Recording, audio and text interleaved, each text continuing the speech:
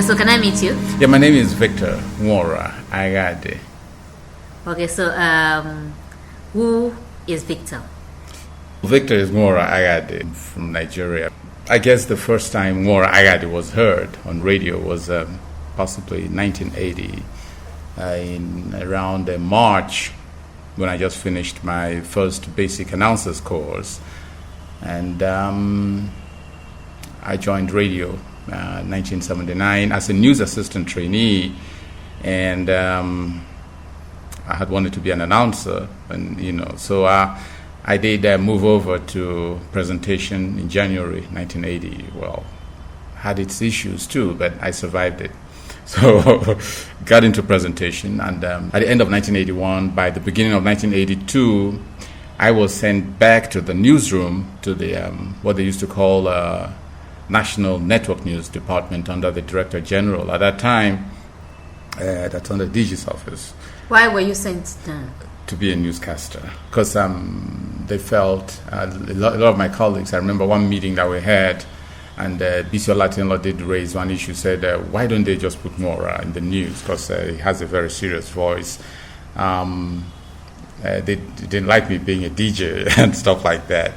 So I went to Network News, and I was there for between 1982 and I think March again, 1985. I worked in Radio Nigeria, Enugu, because I got transferred during the military regime of Buhari. I got transferred to Enugu. I stayed there for 3 years, because by 1988 I came back to Radio Nigeria, Lagos, and by some stroke of fate, I found myself as the supervisor of the Igbo service on RN3 at that time, which is Bond FM today. And I was actually the first Igbo supervisor. I remember I created a few programs then, did some comedy programs, which I wrote the scripts, and did some drama sketch. A lot of people who can remember RN3 will still remember the Igbo service that used to have the Ekwenugo series and everything. So eventually, I went back to full-scale newscasting, and that was in 1990, Voice of Nigeria. When Vaughan became autonomous, I went to Voice of Nigeria, and by 1992, I came back to Radio Nigeria, which is now what is called the Lagos Operations now. And I was there as a news editor. What exactly is it? Okay, news. News, yeah, here in Lagos, here in Broadcasting House, Ikoyi, Lagos. I left. I did leave formally from Radio Nigeria September 1994, and I stayed in TV broadcasting, actually TV production. Anchored and co-produced the Petroleum Perspective, which was the NNPC-sponsored program, for 7 years. By the time I left the country, 2002, January, we had 350 episodes, and was on 21 television stations. So that in a nutshell. I also worked in Ibadan briefly as a Radio Nigeria Enugu correspondent. So I went around the country. And then RN2, that was RN2 when I joined. How did I get there? I did tell you already that I wasn't a DJ. My voice, they said my voice was just too serious. And so I was made a permanent network newscaster. But I've always been a very unsettled kind of person. I can't just find myself doing one thing. I want to be creative in many more ways than one. So I had been writing scripts for drama. That was the first thing I did before I got into radio. I used to write scripts for Gandu Street, which Benga Ariba used to produce then. What was it about? Gandu Street was a comedy program, big names like Solomon Ayagare, Ron Mbatogo, Morayo Mbatogo, Femi Jarrett, Ted Oviosu, great drama names used to act on Gandu Street. Gandu Street. So what was the It's a little bucateria, run by Sisi. It's difficult to remember those names sometimes. The woman that ran the store, and that was acted by Morayo Mbatogo. And she had Kaloju. If you mess around in the store, in the hotel, like you start rubbing your pockets after eating, Kaloju will take care of you with a very determined voice. Then we had Yesufu, who was I think Ted Oviosu. And then we had Pagandu himself, the owner of the street, who was Solomon Ayagari. So I just came after my high school, 1978. I came and I started listening to Radio Nigeria. What was Lagos. it called then? The station? Yes, that's a Metro FM. What was it called? Metro was called RN2. Sorry? RN2. Metro. Yeah, Metro FM, RN2. So it started as MBC2, but by the time I came, I started listening fully. In 1979, it was RN2. So I wrote scripts for drama, but that was for both network drama and Radio Nigeria Lagos drama. But RN2, how did I get involved? Many ways, but one of the most ways that I really did enjoy so much was as a script writer and presenter of In a Lighter Mood. In a Lighter Mood. Yeah. In a Lighter Mood was a program that featured life and living in Lagos, and you put it in a lighter mood. You understand? Why? Why that topic? It was just to... Was it your creation? No, it wasn't. Okay, it wasn't. Just my producer then was Ndidi Osaka. Eh? And Ndidi Osaka was a producer in the lighter mood. And Toyo Gunsowo, great lady. You remind me of Toyi, Yomi. Very nice lady. They used to be there. Then later, Nonye Onweze joined them. After graduating, she joined RN2. So it was a great thing to just walk in there, and they said, Nwora, and did you say, Nwora, are you ready? I said, I don't have a script yet. We are recording, we're going on the air at 5 o'clock. So I'll sit down there and start writing my script, and within, in record time, less than 1 hour, I have a script ready. She will go through it. Oh, more, I know it's okay. Sometimes she looks at it, makes some things. Can't you add it this way and that? Yeah, the production thing. And then we move into the studio. And you remember the sequence. This is not Lagos life. I want to tell you. That's the music of Charlie Boy that we used for that. It was really interesting, and I enjoyed it because that was when I was able to really come out on my creative side, the soft side, and many people never knew about me because news is a serious thing, and I was identified as a network newscaster. So when they probably realized, no, this guy is not cut out for this, was when they started looking for a presenter for Teen and 20 Beats. Teen and 20 Beats. It's a musical program for the young and the young at heart. And I was still in my 20s then, so I picked it up, and JJ and others were like, Nwora, what are you doing here? You want to start being a DJ too? But I enjoyed it. I did that too on RN2 when it was at Martin Street, Lagos. And RN2 was a place you wanted to be because when I came to Lagos for the first time, I started listening to it. Willie Egbe. He's got the most sonorous, the most captivating voice you ever hear on radio. So much of maturity and command and the control of the language and everything. So I got enraptured in the whole thing. Tony Bebuna, Uncle T, the late Tony Bebuna. It was amazing. What amazed me most was to see these people for the first time. Uncle T. Oh no, that was right because he sounded big and he looked big too.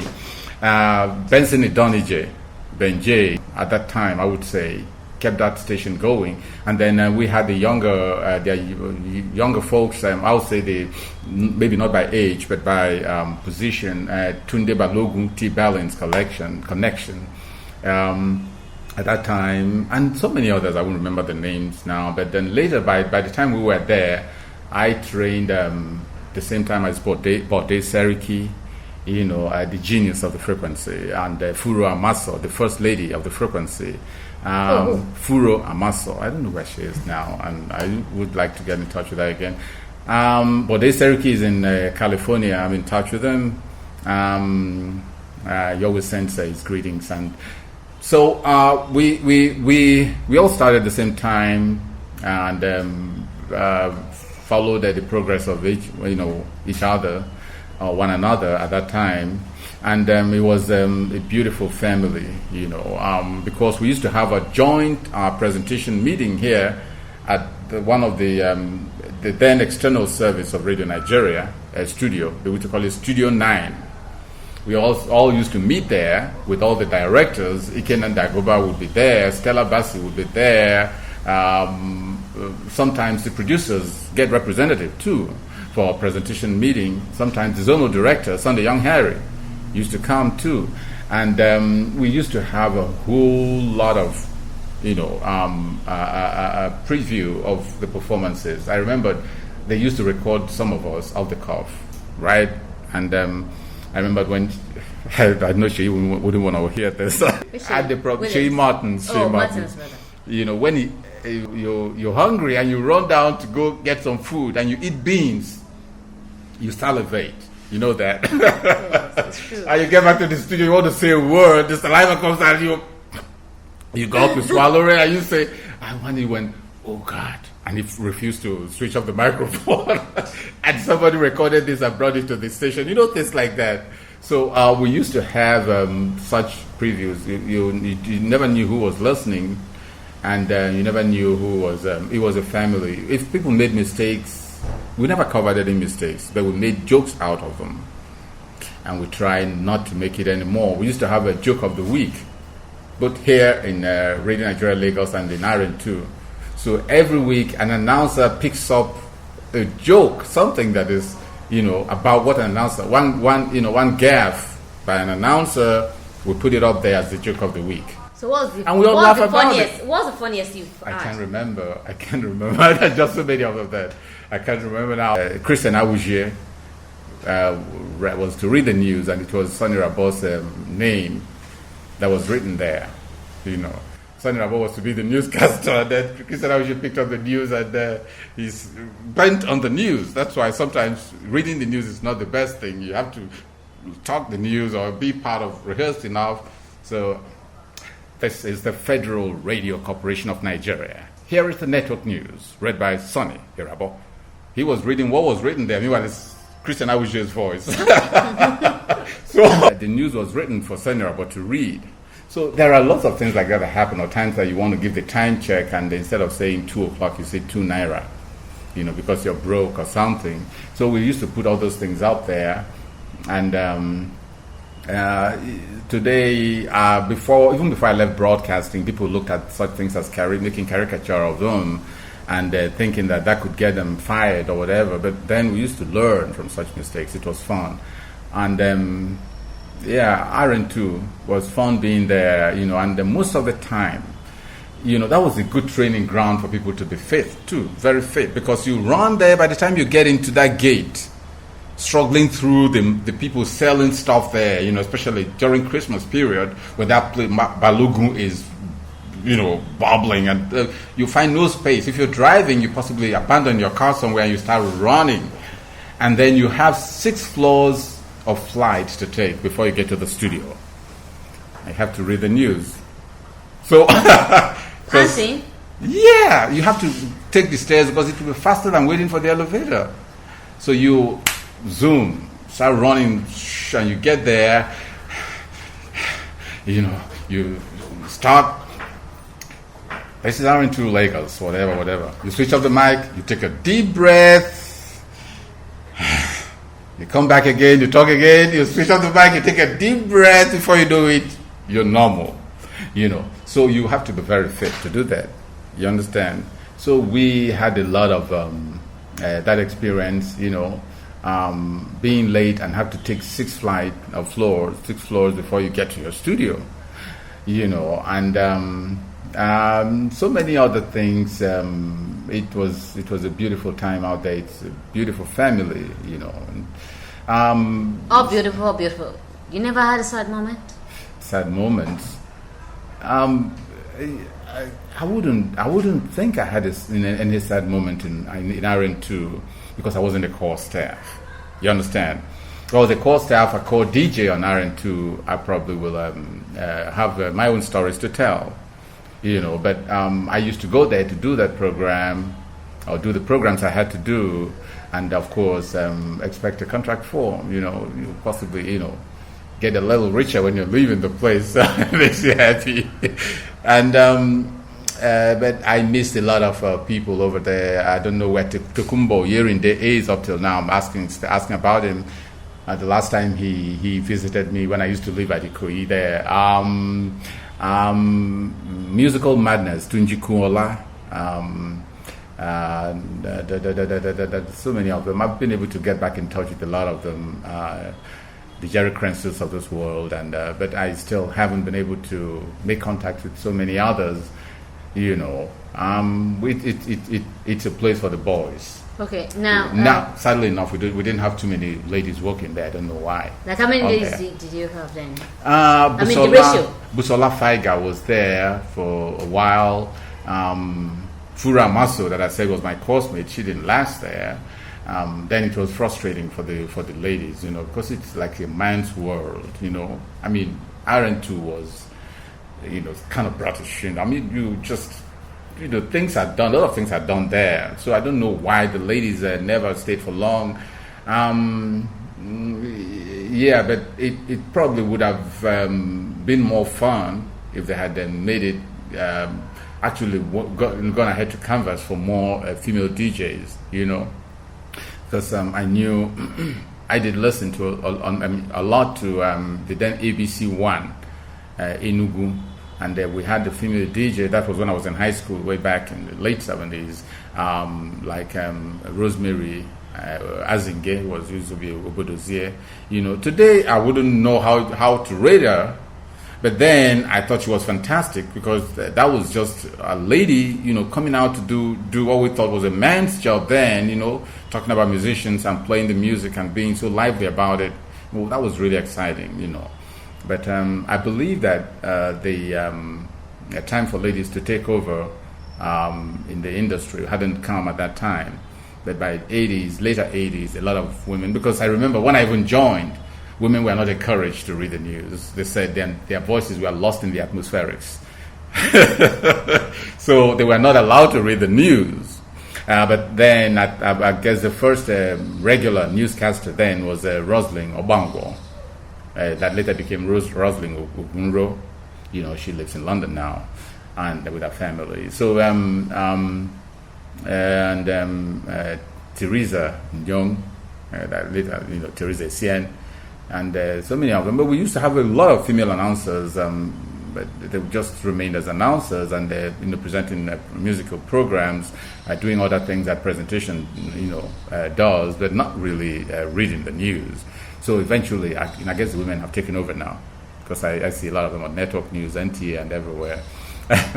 So, but I believe it would have been more fun if the station was started, with that kind of balance, and what? Yes. Okay, I actually wanted to ask, what do you think about Metro FM now? It was RN1 when you were active. Yeah. But now Metro FM. What do you think is missing in Metro FM that you had then? I haven't listened much to Metro FM. I wish it's online, so I can listen in from Chicago. But I do not. I listened in a little bit coming around, and I think I liked what I heard. I usually in the morning, I listen to the sports beat. They still have a good sports desk, and I do think that with people like Ndidi Osaka, Alomangobe still being here, there's not going to be a drastic change, in what RN2 was doing then and what Metro FM is doing at this time. And then people like Cordelia Obe and Treasure Durodola, and they had come in then. They came with Frank Edoho and so many of them who are not here at this moment anymore.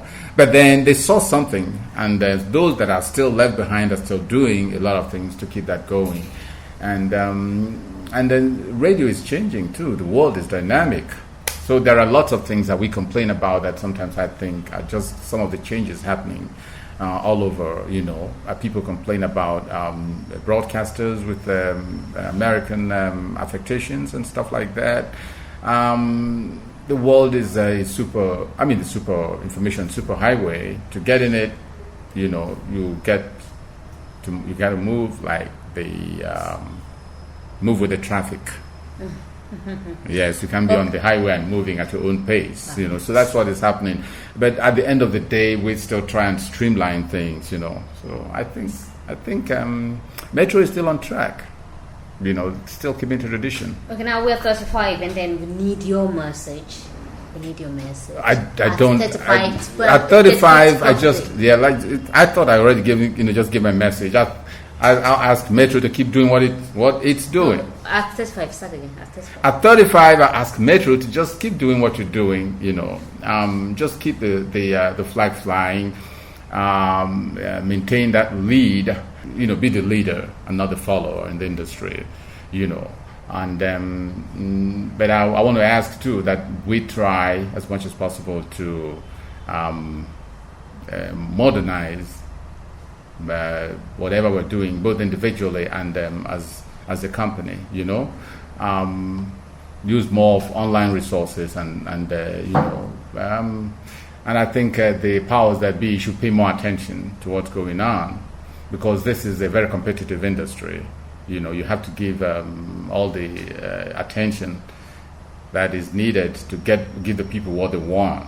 The advertisers have to be impressed by what they see before they start spending their money there. Because sometimes they walk right into the studio, they walk into the offices and stuff like that. So I do look forward to a station that would be properly funded and properly managed too. There's nothing wrong in sending the staff. There are grants everywhere that could be tapped in to do that. Send them abroad, send them on courses and stuff like that to do those things, and when they come back, let them make recommendations about the equipment to use and stuff like that, and provide them. If we can't get it, it's a commercialized outfit. Sought for the fund. We have to be creative. We have to have the ideas and make use of them. I believe that's my message. Thank you very much. It's my pleasure. Anytime.